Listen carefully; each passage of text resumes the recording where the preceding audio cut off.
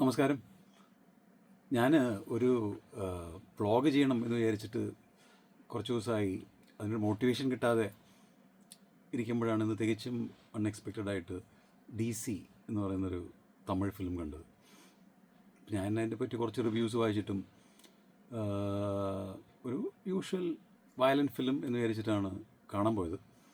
But virtually എന്താ പറയുക, mind blown എന്ന് പറയില്ലേ, ഭയങ്കര സന്തോഷം തോന്നും നമുക്ക് അങ്ങനത്തെ ഒരു സിനിമ കണ്ടു കഴിയുമ്പോൾ.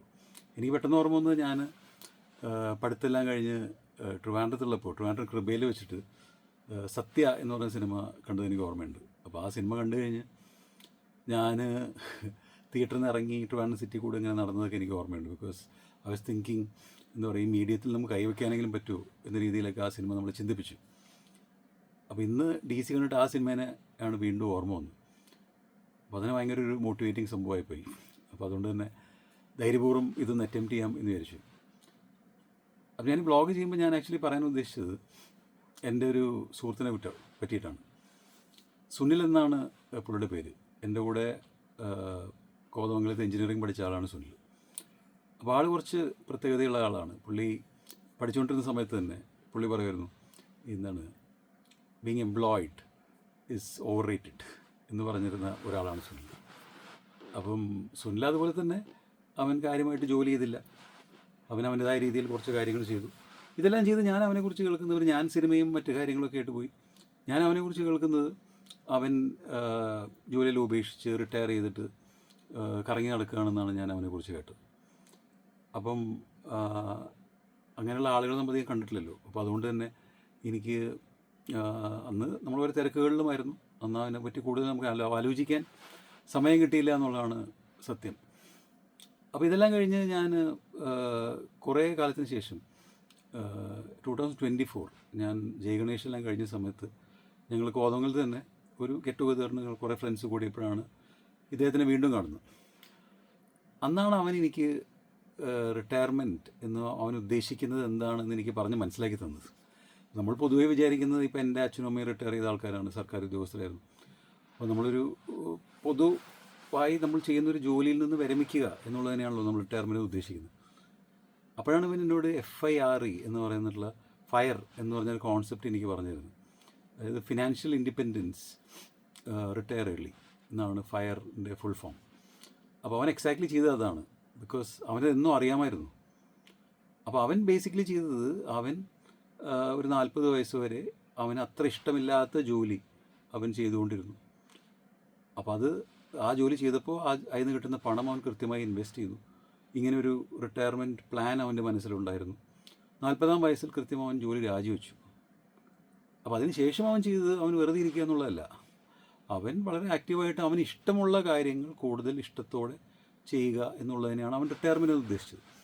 അപ്പോൾ അവനത് പൂർണ്ണമായിട്ട് ചെയ്തുകൊണ്ടിരിക്കുകയാണ്. അപ്പോൾ ഞാൻ അവന് മീറ്റ് ചെയ്യുമ്പോൾ അവൻ പറയുന്ന കുറച്ച് ഇലകളൊക്കെ നമ്മളിങ്ങനെ യൂറോപ്പിലേക്കൊക്കെ കയറ്റി അയക്കുന്നു, ടൂത്ത് പേസ്റ്റ്, അങ്ങനെ ചില ചില പരിപാടികൾ ചെയ്യുന്നു. എനിക്ക് തോന്നുന്നു അവൻ ജോലി ചെയ്തതിനേക്കാൾ കൂടുതൽ അവൻ ഏൺ ചെയ്യുന്നു എന്നാണ് എനിക്ക് തോന്നുന്നത്.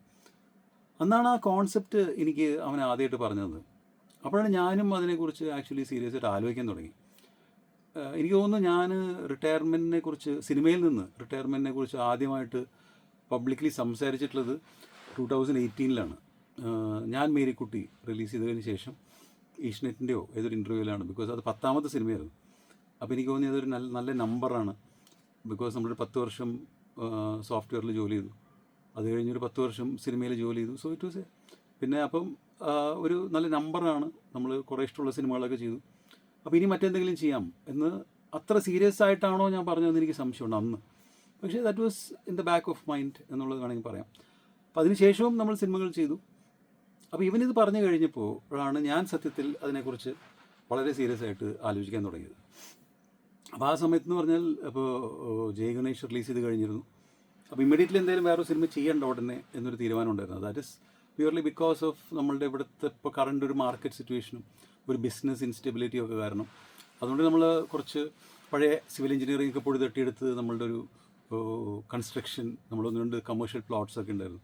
അതിൻ്റെ ഒരു കൺസ്ട്രക്ഷനും ചെറിയ ടീമിനെയൊക്കെ സെറ്റപ്പ് ചെയ്ത് അങ്ങനത്തെ കുറേ പരിപാടികളിലൊക്കെയായിരുന്നു. പക്ഷേ ഇവനിത് പറഞ്ഞപ്പോഴാണ് ഞാനത് ആലോചിക്കാൻ തുടങ്ങിയത്. അപ്പോൾ what will be fire for me as A film maker? എല്ലാ മേഖലയിലും ഉണ്ടല്ലോ ഇത്. അപ്പോൾ ഞാൻ അതിനെക്കുറിച്ച് കൂടുതൽ ആലോചിക്കാൻ തുടങ്ങിയപ്പോഴാണ് എനിക്ക് അതിനെക്കുറിച്ച് കൂടുതൽ ക്ലിയർ ആയിട്ടുള്ള ഒരു പിക്ചർ വന്നത്. അപ്പോൾ എനിക്ക് തോന്നുന്നു ഞാൻ കുറച്ച് നാൾ മുമ്പ് ഞാൻ 5 സിനിമയും കൂടെ ചെയ്യുന്നുള്ളൂ എന്ന് പറഞ്ഞൊരു പോസ്റ്റ് ഇട്ടപ്പോൾ ഒരുപാട് പേര് ചോദിച്ചിരുന്നു, ലൈക്ക് അതെന്താണ്, എന്തുകൊണ്ടാണ്. അതിൻ്റെ പ്രൈമറി ആയിട്ടുള്ള റീസൺ ഇത് തന്നെയാണ്. അതായത് ഇപ്പം എൻ്റെ ഈ സുഹൃത്ത് അവൻ ചെയ്തതുപോലെ അവനിഷ്ടമുള്ള ജോലി ചെയ്യാൻ വേണ്ടിയിട്ടാണല്ലോ അവൻ റിട്ടയർ ചെയ്തത്. അപ്പം ഞാൻ ആലോചിച്ചപ്പോൾ നമ്മൾ സിനിമ ചെയ്തതെല്ലാം ഇഷ്ടപ്പെട്ട് തന്നെയാണ്. പക്ഷേ ആ ചെയ്തതിൽ ഒരുപക്ഷെ ചില രീതിയിലുള്ള കമേഴ്ഷ്യൽ ചിന്തകളുണ്ടായിരുന്നു. കുറച്ച് വേഗത്തിൽ ചെയ്യാൻ, കൂടുതൽ പണമുണ്ടാക്കാൻ, കൂടുതൽ ലാഭിക്കാൻ, കൂടുതൽ കമേഴ്ഷ്യലാക്കാൻ ഉള്ള രീതിയിലൊക്കെ അത് തെറ്റാണെന്നല്ല, അന്ന് നമ്മുടെ ചിന്താഗതി അങ്ങനത്തെ രീതികളെന്നുള്ളായിരുന്നു. അപ്പോൾ എനിക്ക് തോന്നി ഇപ്പോഴും ഏറ്റവും ഇഷ്ടമുള്ള സാധനം എന്താണെന്ന് ചോദിച്ചാൽ ഒരുപക്ഷെ അതിലൊന്ന് സിനിമ തന്നെയാണ്, എന്നാൽ അത് മാത്രമാണ് നമുക്ക് പറയാൻ പറ്റില്ല.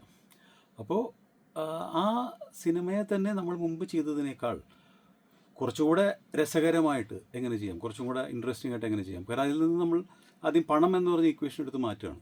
അത് മാറ്റിക്കഴിഞ്ഞാൽ പിന്നെ നമുക്കത് നമ്മൾ എൻജോയ് ചെയ്യുന്ന ഒരു പരിപാടി അതിലോട്ട് എങ്ങനെ ചെയ്യാം എന്നുള്ളത് മാത്രമാണല്ലോ. അപ്പം അങ്ങനെ ആലോചിച്ചപ്പോഴാണ് എനിക്ക് തോന്നുന്നത് അതിനൊരു കൗണ്ട് കൊടുക്കുന്നതല്ലേ എനിക്ക് തോന്നി. ബിക്കോസ് ഒരു എന്താ പറയുക, ഒരു സ്റ്റാറ്റിസ്റ്റിക്കൽ സംഭവം നല്ലതാണല്ലോ. There is a count down to where you want and basically it is nice. നമുക്കൊരു എക്സിറ്റ് എന്ന് പറയുന്ന സാധനം ഉണ്ടെങ്കിൽ അത് നല്ലത് തന്നെയാണ്. അപ്പം അങ്ങനെ അതിലൂടെ എത്തുകയും, ബിക്കോസ് അത് ഞാൻ ഈ വ്ളോഗ് ചെയ്യണമെന്ന് ഉദ്ദേശിച്ചതിൻ്റെ ബേസിക് റീസൺ തന്നെ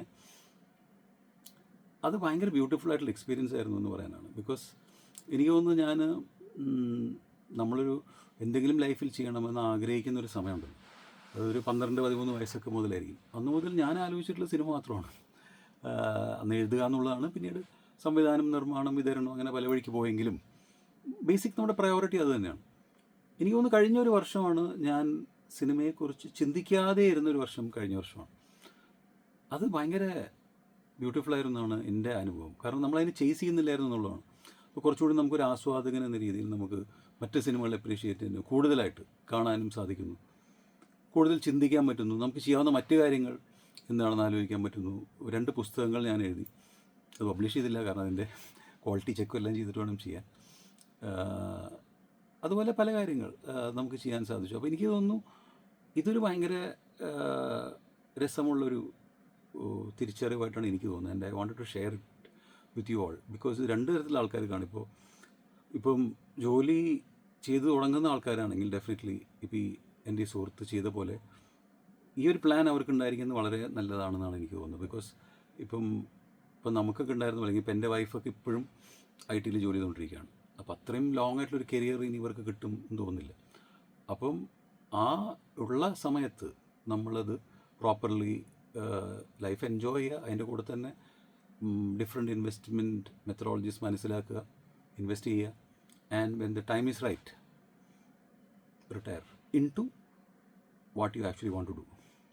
അപ്പോൾ എനിക്ക് തോന്നുന്നു ലേറ്റസ്റ്റ് സ്റ്റേജ് ഓഫ് ലൈഫ് എന്ന് പറയുന്നത് ഏറ്റവും ബ്യൂട്ടിഫുൾ ആയിട്ടുള്ള സ്റ്റേജ് ആവാൻ ആണ് സാധ്യത. ബിക്കോസ് നമ്മളുടെ ഓട്ടം ഒരുപാട് അവസാനിച്ചു, ചേസിങ് അവസാനിച്ചു, റെസ്പോൺസിബിലിറ്റീസ് കുറേ അവസാനിച്ചു എന്ന് പറയുമ്പോൾ then you have time for your self and ഒരുപാട് രസമുള്ള കാര്യങ്ങൾ ചെയ്യാനുള്ള സാധ്യതകളാണ് അവിടെ മുന്നിലുള്ളതെന്ന് എനിക്ക് തോന്നുന്നു. കാര്യം എനിക്ക് ഓർമ്മ വന്ന് ഫ്രാൻസിൽ ഒരു പ്രാവശ്യം പോയപ്പോൾ അവിടുത്തെ ഒരു കോഫി ഷോപ്പിൽ ഒരു വലിയൊരു മീറ്റിംഗ് നടക്കുകയാണ്. അപ്പോൾ മീറ്റിങ്ങിലുള്ളത് അവിടെ ആവറേജ് പ്രായം ആക്ച്വലി 90 വയസ്സാണ്.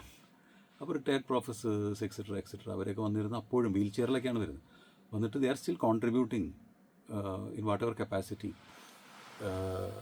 എന്ന് പറഞ്ഞ രീതിയിലൊക്കെ നമ്മൾ ഇഷ്ടമുള്ള കാര്യങ്ങൾ ചെയ്യാനും ഇഷ്ടമുള്ളതിലോട്ട് മാറാനും ചിന്തിക്കാനും ബേസിക്കലി നമ്മളുടെ സമയം നമ്മുടെ കയ്യിലുണ്ടാവുക എന്നുള്ളതാണ് അതിൽ ഉദ്ദേശിക്കുന്നതാണ് എനിക്ക് മനസ്സിലായത്. അപ്പോൾ എൻ്റെ സുഹൃത്ത് അത് കൈവരിച്ചു. അതിൽ ഏറ്റവും ഇമ്പോർട്ടൻ്റ് ഇത് ഏതാണ് ആ സമയം, ഏതാണ് ആ പോയിൻ്റ് എന്ന് തിരിച്ചറിയാമെന്ന് പറയുന്നത് ഭയങ്കര ഇമ്പോർട്ടൻ്റ് ആണ്. ഇതിൽ അല്ലെങ്കിലുള്ള കുഴപ്പം നമ്മൾ ഈ ഓട്ടത്തിൽ തന്നെയാണ്, നമ്മൾ ജോലി ചെയ്തുകൊണ്ടിരിക്കുക തന്നെയാണ്. നമ്മളിത് എത്ര ജോലി ചെയ്താലാണ്, എത്ര സമ്പാദിച്ചാലാണ് ഇത് ഈ സ്റ്റേജിലെത്തുക എന്ന് നമുക്ക് അറിയാൻ പറ്റാതിരിക്കുക എന്നുള്ളതാണ് എൻ്റെ ഏറ്റവും വലിയ ട്രാജഡി എന്ന് എനിക്ക് തോന്നുന്നു. കാര്യം ഞാൻ ഈ അടുത്ത് ഒരു സുഹൃത്തിൻ്റെ നാട്ടിൽ പോയപ്പോൾ അവൻ ഇങ്ങനെ വീടിൻ്റെ വരാന്തയിൽ, തൃശ്ശൂരാണ്, വീടിൻ്റെ വരാന്തയിൽ വന്നിരിക്കുകയാണ്. എന്നിട്ട് ആദ്യം പറയുന്നത് ഇവിടെ ഇരിക്കുമ്പോൾ എന്തൊരു സമാധാനമാണെന്നുള്ളതാണ്. അപ്പം ആ സമാധാനമുള്ള ജീവിതത്തിലേക്ക് എങ്ങനെ എത്താൻ പറ്റും എന്നുള്ളത് ഈ ഫയർ അല്ലെങ്കിൽ ഈ റിട്ടയർമെൻറ്റ് എന്നുള്ള കോൺസെപ്റ്റ് ഇതൊരു വലിയ ഫിലോസഫിക്കൽ ടോക്കോ അല്ലെങ്കിൽ ഉപദേശമായി മാറിയോ എന്ന് എനിക്കറിയില്ല. Because I felt it is very important and it is beautiful. നമുക്കങ്ങനെ ചെയ്യാൻ പറ്റിയാൽ അങ്ങനെ ഒരു മൈൻഡ് സെറ്റിലോട്ട് മാറുമ്പോൾ തന്നെ എനിക്ക് തോന്നുന്നു നമ്മൾ ചെയ്തുകൊണ്ടിരിക്കുന്ന ജോലിയിൽ തന്നെ നമ്മൾ വ്യത്യാസങ്ങൾ വരും, ലൈഫ് കുറച്ചുകൂടി ബ്യൂട്ടിഫുൾ ആവും, അങ്ങനെ രസമുള്ളതാവും എന്നൊക്കെ തോന്നുന്നു. അപ്പോൾ ഇത് ഷെയർ ചെയ്യണമെന്ന് തോന്നി. അതാണ്. ഇതിപ്പം ശരിയാവുമെന്ന് അറിയില്ല, ലൈറ്റിങ് അതിൽ പല പല പ്രശ്നങ്ങളൊക്കെ ഉണ്ടായിരുന്നു. എന്നാലും ഇതുപോലെ ലൈഫിൽ അടുത്തുണ്ടായിട്ടുള്ള കുറേ രസമുള്ള സംഗതികളുണ്ട്. അപ്പോൾ അതൊക്കെ ഷെയർ ചെയ്യാൻ പറ്റുമെന്ന് വിചാരിക്കുന്നു. Let's see. Thank you for listening. Bye by.